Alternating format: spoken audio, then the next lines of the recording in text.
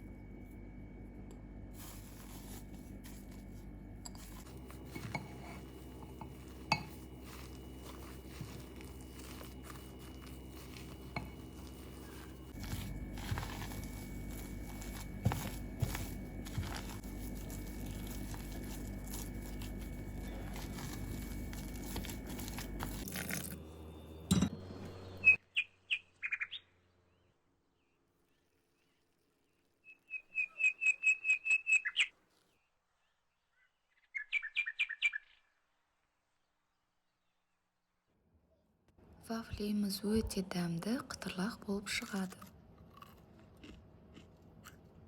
Ал енді салмасын, яғни мороженойымызды дайындап аламыз. Екі ғана заттан жасалынады. Дәмі керемет болып шығады. Видеоны соңына дейін қараңыз.